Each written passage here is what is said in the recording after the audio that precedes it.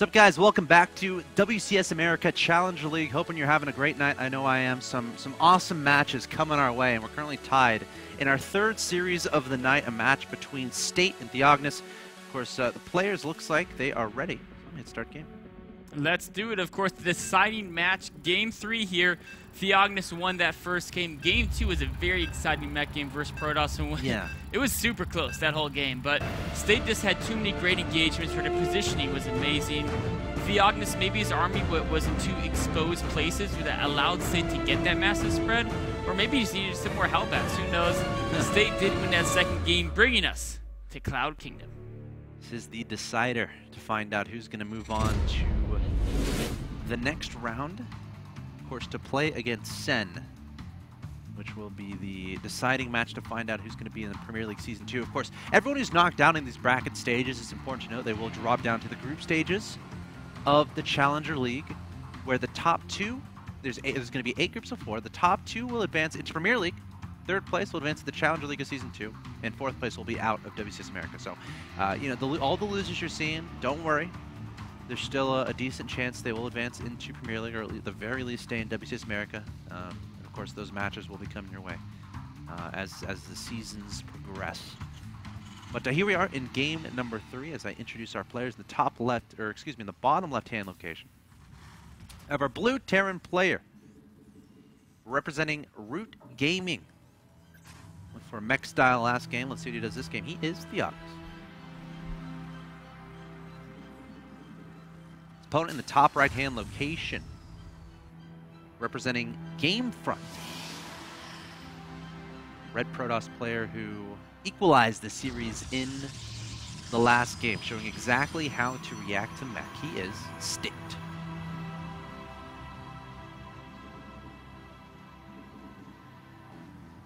Could go either way, man. Now, Cloud can't, like, I'm trying to think, because I feel like definitely TheOgnis, you know, went for that mech play with Aquilon in mind. It's like one of the easiest maps to get those 3 bases, get those 4 bases. You know, again, he went for a very fast third orbital, a very fast third command center in that game. Cloud Kingdom is kind of similar in the sense that, okay, the third base is relatively easy to get and to hold, and there's also a ramp leading up to it, so it's doable. But then getting past that, taking a fourth can be much more difficult, and it's a little bit smaller than Aquilon Waste as far as your expansions do go towards your opponent. So, you know, I think TheOgnis can go either way with either bio or mech. I would say Aquilon favors mech a little bit more in Cloud Kingdom, yeah, due to what you mentioned about the fourth base. Game 2, TheOgnis was able to really easily establish that fourth base instead of a great defensive perimeter. Cloud Kingdom would be much more difficult to do that, so I think we'll see the same play we saw Game 1. In fact, exact same opening. Command Center first, followed by double barracks. Not too surprising to see. TheOgnis loves, again, get in that mid-game. You don't see many fast early cheeses from him. He loves his macro. State opening up similarly as well, getting the 2 gases, chrono boosting that gateway, trying to get a Zealot and a Stalker out as fast as possible. Going to be watching out for Reapers. Reapers can be fairly good on Cloud Kingdom. Lots of entrances into your opponent's main base. Of course, we saw TheOgnis go for the delayed Reaper in game number 1. Didn't make a Reaper in the last game. Of course, instead going for the Widowmine drop play in a very fast third command center. Sending an SCV. He's getting swiped out a couple times by that Zealot. Going to eventually poke into the main. No, he's going to stay back for now. He wants to see in the naturals come down. I think State might have thought this SCV left, so his Stalker is going to guard this ramp or even to watch tower, but SCV's already got behind it. Now that SCV's been spotted, the Stalker's going to head back and try to kill it. He could have gone to the main. He could have. Yeah, I think he thought he could escape, though, and... I don't think he knew about the Stalker. Yeah. So he's going to see the Nexus come down, though, which is nice. He's not going to know the exact follow-up, and we'll wait and see what State has in mind for that. TheOgnis going to literally the exact same build he did in that first game, getting the third barracks, then double gas. He's actually cutting a little bit of Marine production. Okay, there we go. 2 more Marines going on. Popping out of the barracks, trying to get some damage done to that Zealot. And the Stalker comes in. Oh, Stalker taking some hits at the Zealot. Oh, popping out those Marines, taking out the Zealot. Oh, 1 Marine is going to fall, but the Stalker taking some damage as well. A nice trade for TheOgnis. Yeah. Got to be careful, though. You don't want to, obviously, you don't want to pursue that Stalker across the map because you will be able to out-micro. provided good control from State. So TheOgnis is going to retreat back to that bunker, a wise choice indeed. But units lost was the same, 100 to 100 at this point in time. I think a Marine lost and an SCV lost for a Zealot. Meanwhile, behind this, got an engineering bay going down. There's that delayed Reaper we were talking about before from TheOgnis. Meanwhile, a Robo on the way here from State. So again, both these guys playing fairly standard, entering the mid game, and it's been a trend throughout these first 2 games, of course. A little bit of an exception in the last game with TheOgnis going for the drop play, but again, not trying to kill his opponent, getting 2 command centers behind it. So. Not too surprising to see this stuff. Again, these guys showing a lot of respect for each other. See TheOgnis going for that stem. The factory is a little bit delayed with this build, favoring the faster engineering bay. Now getting the factory before investing in upgrades. I think the engineering bay is more of a, okay, if I need turrets, I can get them. And he has great vision. This is something TheOgnis is always so good about. It's not too common to see him taken off guard by a cheese because he'll see it coming. He's got his watchtower. He also has a Marine positioned by his 3rd base. So whichever way State tries to approach him, he will have the early warning. And now the Reaper is going to sneak into main and see exactly what build State is doing. Yep, again, this delayed Reaper once again showing how valuable it can be. Heading straight for that mineral and some probes trying to get us around. Not going to be fast enough. Spot that Robo. Oh, is he going to escape? Yeah. He just went and did a lap around Cloud King, around his opponent's main base. That guy's got to be proud. You know, it's got to be frustrating, too, from State's point of view. It has to be. He basically just mocked him. I mean, the probes even came out to try to stop him at one point. Probably moonwalking his way out of the base and just... he's going to come back at some point. Or maybe he'll just hang up by the 3rd. You know, State's going to be looking for the Reaper to jump back into main. So TheOgnis should be happy just parking it by the 3rd and keeping an eye on when that 3rd base gets started. Double Forge Twilight Council going down here from State as well as the Robotics Bay. So it remains to be seen whether or not he's going to go for... There's the Reaper's finally going to get taken out. Whether he's going to go for, you know, Blink again, or if the Twilight is, you know, for... yeah, it is going to be Blink. So he's going to go for that Stalker heavy style while getting Colossi out. And of course, double upgrades on the Forge. Last time we saw this was in game 1 of their series. And what we saw was TheOgnis being super on top of his medevac and Viking positioning, making sure that none of those units were vulnerable to the Blink Stalkers.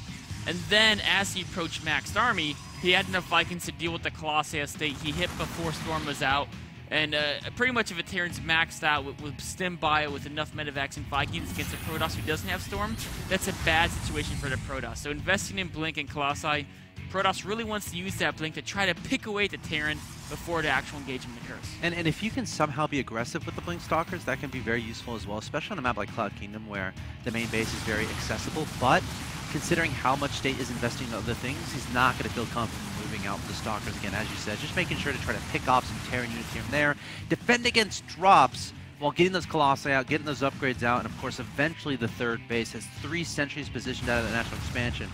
Now, TheOgnis needs to be careful not to throw away too many units with this pressure, because it's a situation where if you get cut off too much, that's when your Protoss opponent can start blinking after you as you try to retreat. He's pushing in here. Force fields are very good. Wow, great forces. Colossi doing a lot of damage. Medevac trying to search for it. Stalkers. Blink is not yet done. If Blink was done there, I think that'd be a dead Medevac. It would be dead Medevac, and he could even pursue and maybe take out some of that Bioforce with the Colossus behind the Stalkers to add supporting fire. Ooh. Nice little pylon there. Yeah. TheOgnis has spotted it. He has that Marine. He's so good at scouting. That Marine at the bottom right is such an important Marine. It's only 50 minerals to have that guy out there, but he can see the probes coming through and know when there's those proxy pylons. It's much better to have that one Marine there than end up losing all your SCVs, the DTs, or Zealots who are from later down the road. So we should see State placing down a 3rd fairly soon. As you start getting those Colossi out, you're going to start feeling very safe. And you're going to feel safe to move out that probe and take that 3rd, especially when you have those Blink Stalkers as well. Be able to, you know, maneuver around the main and the natural, defend against those drops. And we already have a 3rd down for TheOgnis as well. As far as upgrades are concerned, we have +2 weapons, about halfway done here for TheOgnis. Doesn't have any armor upgrades just yet, so he's going to be behind a little bit. But 2-2 is not yet started here for State. It's like TheOgnis is teaching his men the Bushido code a bit, saying the best defense is a good offense. No armor, pure attack upgrades. Pushing forward now to the 3rd estate. Observer spots him, though. And State's positioned to defend with good force, but we shouldn't have a problem. Here we go, even picking off a few units. One Marine saying, I'm out of here. Well, not for long. No, he is out of here. He's out of this life. Good point. You know, this similar thing happened in game 1, except TheOgnis was able to deny that 3rd base. was able to force the cancel, at least the very first time. But that time, State has his positioning in line, able to be there to defend against that, even being a little bit aggressive across the map here. Now, I don't see any drops loaded up, so I guess he can feel comfortable doing this, but he's got to be careful. It's only 3 sentries, and that's why he's retreating. I mean, the Stalkers can blink away, but the Zealot sentries and Colossi, if they get caught off guard and taken out, too. Yeah, they may even be more important. It's hard to tell. State going for 2-2. TheOgnis going back and getting the level 1 armor upgrade before producing level 3 attack, but if he hits a timing with all these Vikings, when he has 2 attack versus the 1-1 of the Protoss, 3 Colossi versus, there's not quite enough Vikings to really kill 3 Colossi, but the Bio Army is so big, and State really doesn't have too many units on the field out right now. It's a little deja vu of Game 1, and if we remember Game 1, TheOgnis had a supply advantage similar to this. He was able to break his opponent's 3rd base. Scanning forward, trying to see what's going on. More Stalkers being warped in here from State, but remember, Stalkers aren't fantastic in a straight up fight. And that's about how many Stalkers? That's a lot of Stalkers. That's 15 Stalkers on the field. TheOgnis trying to hit when he has the advantage. Of course, he doesn't need to attack right now. He'd like to hit sometime before 2-2, but the real rush for Terran is if you're not getting Ghost when Storm completes, and that's still a ways off. Stimming aboard his entire Marine Marauder army. The Vikings trying to target down those Colossi. Decent force fields from State, but all the Zealots melting away in a matter of seconds. It might be a situation where it's just too much bio. Once again, the Colossus trying to get the damage done from above. Keep in mind the Vikings are gone, and the Colossus very low on health. Marauders trying to pursue. Time Warp going to save the Colossus' lives, but Marines and Marauders switching their target fire to this Nexus might be able to take it out, but losing a lot of units in the process. TheOgnis, overall, though, I think he's going to be happy with that trade. He's going to be happy and just keep pushing forward here. No more force fields. The Colossi are very vulnerable. As soon as that Time Warp fades, he can surge through that. 3rd Colossi coming out, though. TheOgnis may want to back up until he produces a few more Vikings. There's one Viking that can honestly take down 2 of those Colossi on his own, but the shields are recharging. TheOgnis going to be re-engaging, stimming forward those units once again. Again, the Stalkers not great in straight-up engagements, especially against those Marauders. The full energy, the full health Colossus going to get taken out. But still 2 Colossus here. I mean, State barely staying alive, but TheOgnis just sending more and more reinforcements across the map, which is going to lead to a GG from State. TheOgnis taking the 2-1 victory, just doing what he did in Game 1. And, you know, a pretty similar result.